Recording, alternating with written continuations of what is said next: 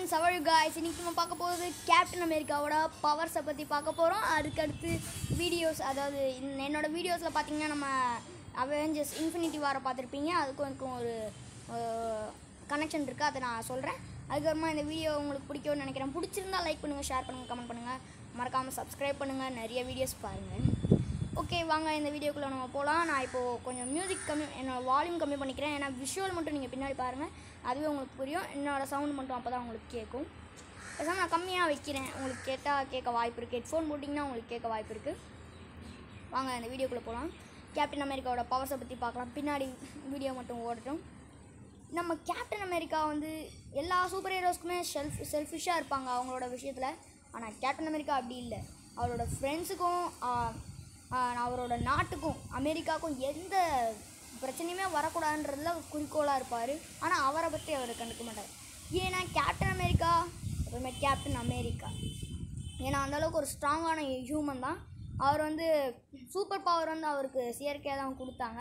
அவர் ஒரு சூப்பர் சோல்ஜராக கூட இல்லை. அப்போது அவர் சாதாரண ஒரு சோல்ஜருக்கான பவர் கூட இல்லாமல் இருந்தது கேப்டன் அமெரிக்கா. அதுக்கு முன்னாடி ஒரு சோல்ஜராக இருக்கும்போது அவரோட அந்த அமெரிக்காவோட ஆர்மரை போட்டால் அவர் தலைக்கு அதுக்குள்ளே இருக்கும், தலை அந்த ஆர்மருக்குள்ளே அவ்வளோ சின்னதாக இருப்பார். ரொம்ப ஒல்லியாக அந்த மாதிரி தான் இருப்பார். ஆனால் அவர் ரொம்ப ஸ்மார்ட்டாக இருப்பார். நீங்கள் கேப்டன் அமெரிக்கா ஃபஸ்ட் அவெஞ்சரில் பார்த்தீங்கனாலே உங்களுக்கு தெரியும், ஒரு கிரானைட்டை டூப்ளிகேட் கிரானைட்டை தூக்கி போடுவாங்க. எல்லா சோல்ஜர்ஸுமே ஓடுவாங்க, எல்லாம் ஸ்ட்ராங்காக இருக்கிறவங்கள.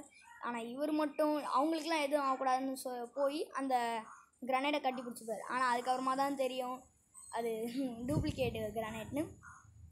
சரி வாங்க இப்போ பார்க்கலாம். நம்ம அயன் மேன் வந்து ரொம்ப ஸ்ட்ராங், ரோபாட்டிக் ஃபைட்டில் வந்து ரொம்ப ஸ்ட்ராங். ஆனால் நம்ம captain America hand to handle ரொம்ப பலசாலி. அவரை வந்து ஹேண்ட் டு ஹேண்ட் சிங்கிள்ஸ் யாராவது நின்னாங்கன்னா கையை வச்சு அடித்து அவங்கள ஒன்றும் பண்ண முடியாது. அந்தளவுக்கு ஒரு ஸ்ட்ராங்கான ஒருத்தர்.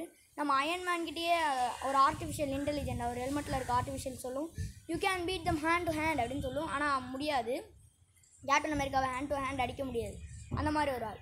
கேப்டன் அமெரிக்காவோட வீக்னஸை பற்றி பார்க்கலாம். கேப்டன் அமெரிக்கா ஒரு சாதாரண ஒரு ஹியூமன் தான். அவருக்கு இருக்க சூப்பர் பவர் ஹீல் சீக்கிரமாக ஆகும். ஆனால் அதுக்குன்னு கேப்டன் அமெரிக்காவுக்கு உல்வரைன் அந்த மாதிரிலாம் ஆகாது, டெட்பூல் அந்த மாதிரிலாம் ஹீல் ஆகாது அவ்வளோ சீக்கிரமாக. நம்மளுக்கு இப்போது கத்தியை வச்சு வெட்டிடுறாங்க அப்படின்னா ஒரு 4 மாதம் ஆகும்னு வச்சுக்கோங்களேன், அந்த காயம் சரியாகுது. ஆனால் கேப்டன் அமெரிக்காவுக்கு 1.5 மாதத்தில் சரியாகும். அந்த மாதிரி ஒரு ஆள். நம்ம வின்டர் சோல்ஜர் போட்டு அவரோட இரும்பு கை வச்சு மூஞ்சியில் டம்முன்னு அடிப்பார். இருந்தாலும் கேப்டன் அமெரிக்கா அன்கான்ஷியஸ்க்கு போயிடுவார். இருந்தாலும் காப்பாற்றி விட்டுருவார் நம்ம வின்டர் சோல்ஜர். ஆனால் சீக்கிரமாகவே அவருக்கு தெளிவு வந்துடும் நம்ம கேப்டன் அமெரிக்காவுக்கு. அந்த மாதிரி ஒரு ஆள். இப்போ ஸ்னைப்பரை வச்சு கேப்டன் அமெரிக்காவுக்கு தலையில் சுடுறாங்கன்னா ஒன்றும் பண்ண முடியாது, கேப்டன் அமெரிக்கா இறந்துருவார். ஏன்னா ஒரு நார்மல் ஹியூமன் தான். ஒரு கிரானைட், உண்மையான கிரானைட் அவர் மேலே போட்டு அவர் அதை கண்டுக்காமல் வந்து வெடிச்சிருச்சுன்னா காலி தான். ஆனால் அவர் அந்த மாதிரி இல்லை, கொஞ்சம் ஜீனியஸ். அவரால் அதை பிடிக்க முடியும், அதை பிடிச்சி வேறு எதாவது பண்ண முடியும், இல்லை அதை ஷீல்டை வச்சு அடைக்க முடியும். நம்ம சிவில் வார்லேயே பார்த்துருப்போம். இப்போ பின்னாடி ஓடுறது கூட சிவில் வாரோட விஷுவல் தான், பார்த்து என்ஜாய் பண்ணுங்கள். இப்போ பார்த்தீங்கன்னா கேப்டன் அமெரிக்கா சரியான அடி வாங்கியிருக்காரு. ஏன்னா அயன் மேன் கிட்ட அந்த மாதிரி அடி. ஏன்னா அயன் மேன் இரும்பு மனிதன், அயன் மேன். அடுத்த வீடியோவில் நம்ம என்ன பார்க்க போகிறோம்னா அயன் மேனை பற்றி தான் பார்க்க போகிறோம். இப்போ உங்களுக்கு தெரிஞ்சிருக்கும் கேப்டன் அமெரிக்காவுக்கு என்னென்ன பவர். அதுக்கு கடைசியாக நான் ஒன்று சொல்லணும்னு நினைக்கிறேன். கேப்டன் அமெரிக்கா நார்மல் ஹியூமனாக இருந்தாலும் தேனோஸை கையை பிடிச்சி தடுத்தார் அந்த இன்ஃபினிட்டி வாரில். அந்த இன்ஃபினிட்டி வார் ட்ரைலர் பார்த்தவங்களுக்கும் தெரியும், மூவி பார்த்தவங்களுக்கும் தெரியும். அவர் ஒரு டைட்டன்லேருந்து வந்த ஒரு மனுஷன். இவர் நம்ம கேப்டன் அமெரிக்கா நார்மல் ஹியூமன். அவர் வந்து ரொம்ப ஸ்ட்ராங். நம்ம தேனோஸ் இத்தனைக்கும் ஒரு இன்ஃபினிட்டி அந்த க்ளவ் போட்டிருந்தார், அதை வச்சு தடுத்திருக்காரு. அதையே தடுத்திருக்கோடனே. ஆனால் எப்படியும் தேனோஸை ஹேண்ட் டு ஹேண்ட் அடிக்க முடியாது நம்ம கேப்டன் அமெரிக்காவால். அந்தளவுக்கு பவர் இல்லை. ஏன்னா அவர்கிட்ட ரொம்ப ஸ்ட்ராங்கான அவரோட ஸ்கல்லுலாம் பார்த்திங்கன்னா நம்ம நார்மல் மனுஷனை விட 3 மடங்கு பெருசாக இருக்கும். அந்த மாதிரி ஒரு மனுஷன். அதனால் கேப்டன் அமெரிக்கா அவரை அடிக்க முடியாது. நல்லா ட்ரை பண்ணுவார், ஆனால் முடியாது. அது ஒரு சின்ன விஷயம். அதில் பகி பான்ஸும் மறைஞ்சு போயிடுவார். அந்த வீடியோஸ் எல்லாம் எனக்கு என்னன்னு தெரியல. உங்களுக்கு அதை பற்றி ஏதாவது தெரிஞ்சால் கீழே கமெண்ட்டில் தெளிவு பண்ணுங்கள்.